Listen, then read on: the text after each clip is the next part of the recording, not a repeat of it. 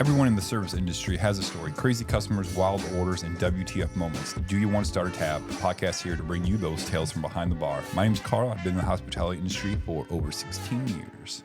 My name's Riley, and I have been around the service industry my entire life. Yes, you have. Now you married someone who owns their own spot. Yep. So now you own a spot.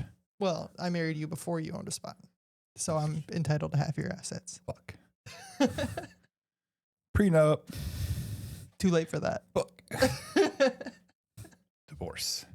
Then re-nup. Then re-nup. So what we like to do here on this lovely little podcast is talk about stories about the hospitality industry, read them, discuss them, were they handled correctly, were they handled incorrectly, then rate that story 1 through 5. I am going to start. Wait. Mine's sad. Is yours funny? It's a good. Let's do yours first. Okay. Because mine is more of like a ranty thing that we can discuss because I feel their pain. Yep. So this is from the Bartender subreddit by one situation 1456, and it was posted 12 days ago. Hello, I have a customer I'm worried about. Hello all, I'm a bartender in a small town in the smallest locals only bar. I have this regular. He is a guy that is brilliant, but has known problems with his drinking and gambling. He has filled out a voluntary ban from gambling with me. However, tonight, he said a few things that bothered me. Now, a bit of background. This guy, Bob, not his real name, is a problem drinker, and he will drink until cut off and then continue to either another bar or go home and drink. Tonight, he was the last one in while I was closing up. He started talking really negatively, hitting all the trigger phrases for somebody thinking of suicide. He has expressed in the past that he knows of his problem, and we at the bar have tried to look after him by limiting what he can drink, i.e., he isn't allowed spirits. I've already spoken to all the people I can to make sure they look out for him, but what else can I do for him, and what should I do in the future? He has a wife and kids, and I can't keep watching him tear himself apart. He has such a brilliant mind, but is just wasting away at the bar. You are doing everything you can, and that's all about you can do. Yep. Because, you can't help people who don't want help. Right. Exactly. Like you can be there so he obviously likes coming to where you're at. Right. Because you guys are treating him with as much respect as you and can. Dignity, and dignity yeah. Without like making this a issue. Right. But I mean, and it seems like they're working with him. Like him not being able to get spirits seems to be like a thing that was an active choice made by all parties. Like, because that's just not something like, nah, man, we're not going to serve you liquor. We'll serve you beer. Like that might be a discussion that you have with somebody. Like, hey, I don't feel comfortable serving you liquor. I will have you drink beer while you're here.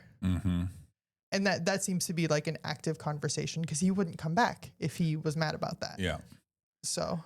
Yeah. I mean, if you think it's getting that serious, I guess you just can talk to his wife, and then if they can try to, if you think he's seriously going to hurt himself, because then they can probably go get him committed. Yeah. You know, like, but if you've done that a couple of different times, you know. Yeah. I mean, the most that you can do is like after a day like that, call the cops and have them do a wellness check. Because I mean, like, I know, like, if it were me, I would have a hard time. Like, if I saw him that night and then a couple days down the road, I find out he passed, that would eat me up. Yeah. And I don't think I would be able to, like, I don't know if I'd be able to continue doing the job. Yeah. But at the same time, like, if I know I did something, and I think that that's what the OP is trying to do, is just like, I'm trying to do something, and like, what is the best thing to do?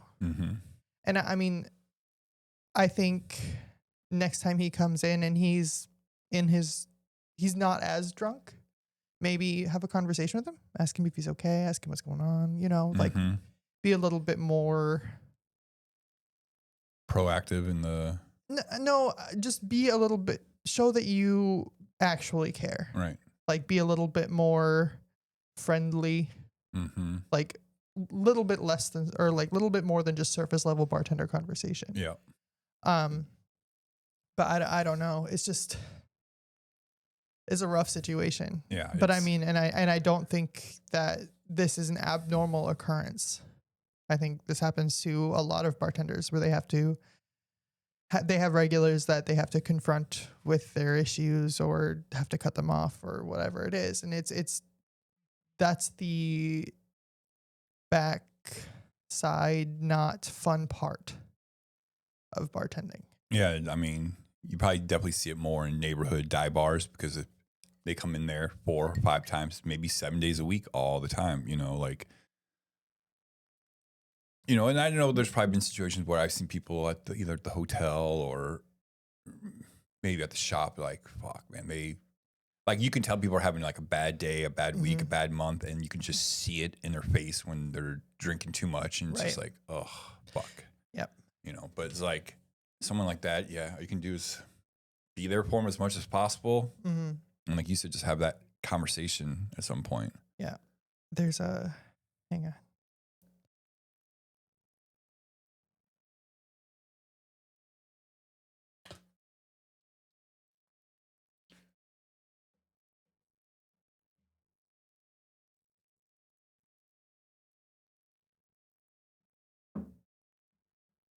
There's a movie called How Do You Know?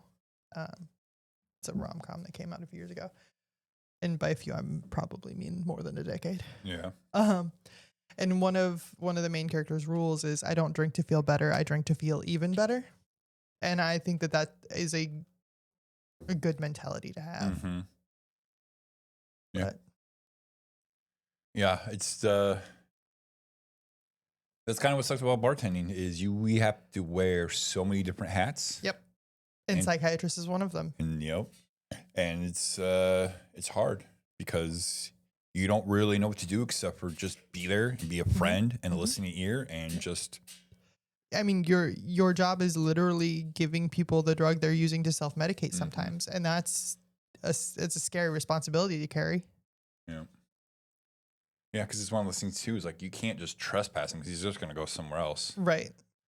And then also, they say it was a small town, right? Small town. Yeah. So it's like there's at the end of the day, if you do that, you're just shutting him out, and you're going to make you're alienating him, and you're taking away one of the social supports that he has. Mm-hmm. Because like a regular in a bar, your regular bartender is one of your social supports by proxy. Mm-hmm. Like they're a regular person that sees you, that knows you, that can. I mean, they're not necessarily there for you outside of work, but like it's something comfortable. Mm-hmm. And if you take that away, it could do more damage to him if you trespass him for, I don't know. Yeah.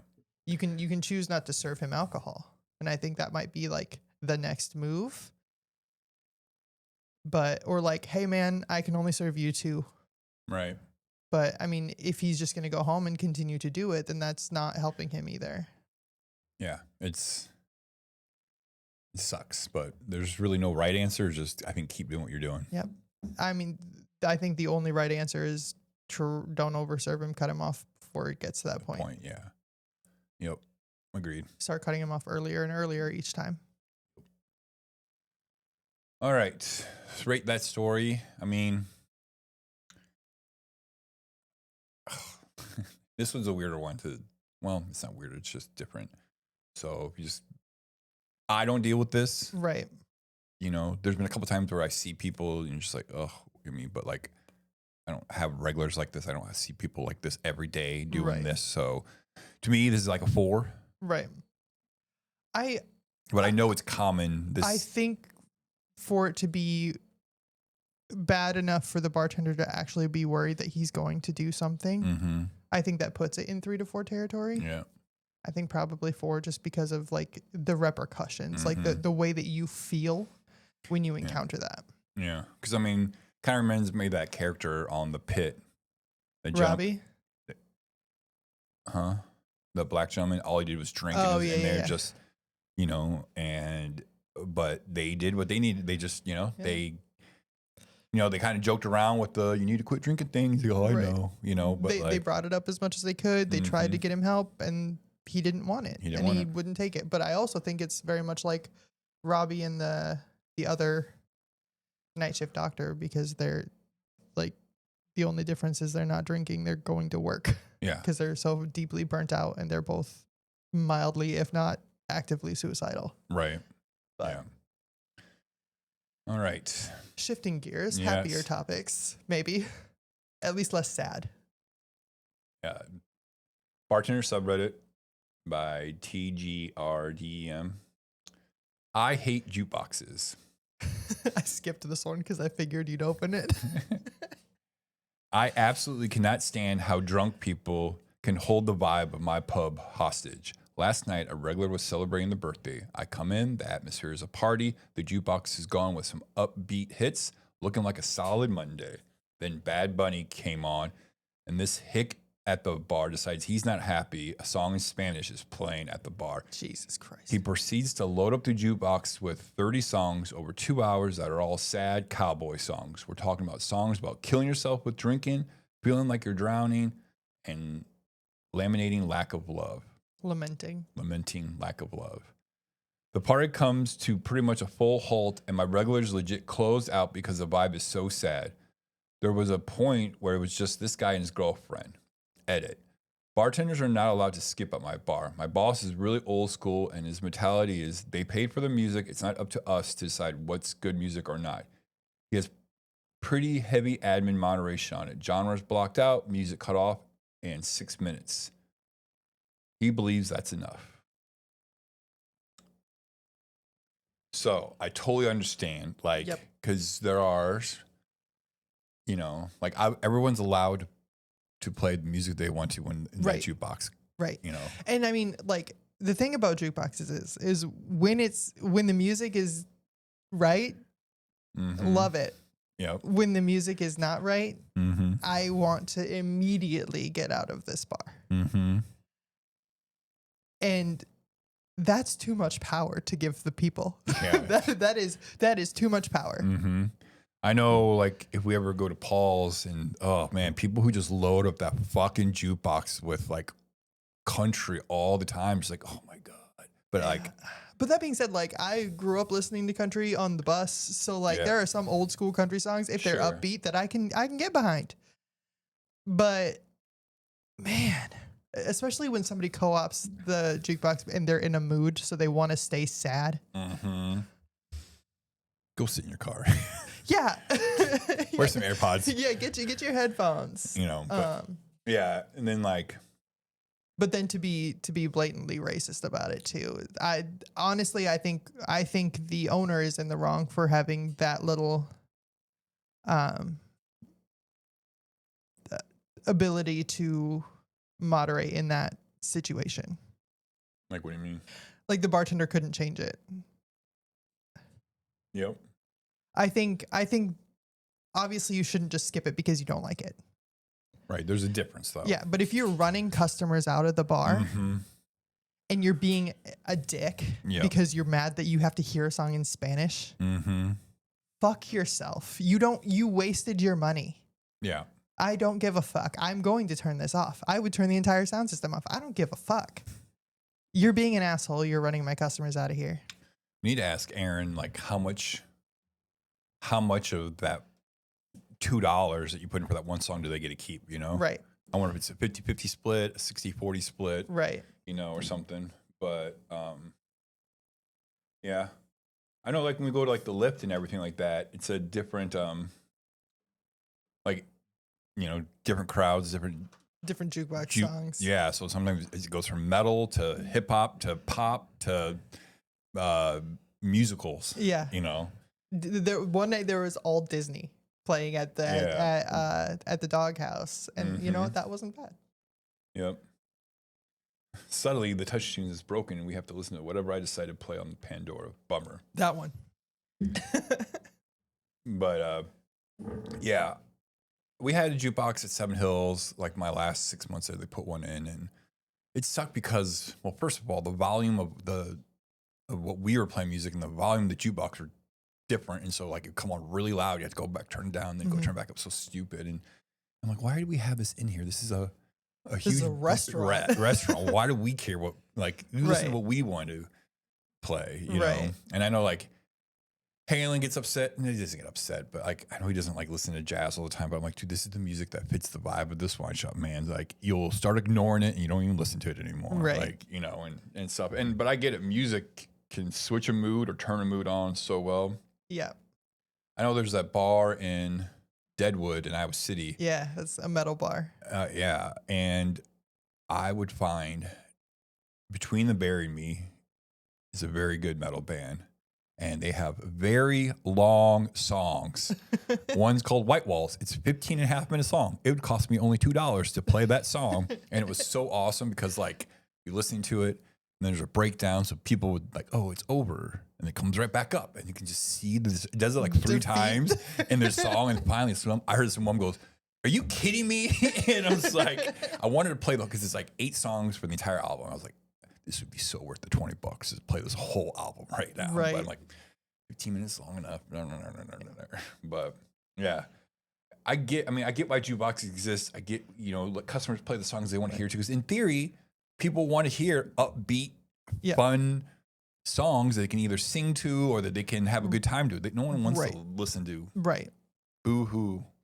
Right. And ultimately, at the end of the day, the bartenders, people working, should be able to police the vibe and be able to determine whether or not this song should be played. Mm-hmm. And like, man, listen, I don't like this. People around you are leaving. We're not doing this. Here's a beer on me for your wasted money. Right. Or something. Yeah. Because it's just like, I understand it's wasted money. They can't get their money back, and that sucks. But like at the same time, don't be a dick. Yeah. If you're actively choosing to be a dick, you shouldn't. You don't deserve your money. You played a game. You lost your privilege. You played a game. Yep. You won a stupid prize. Yep. Exactly.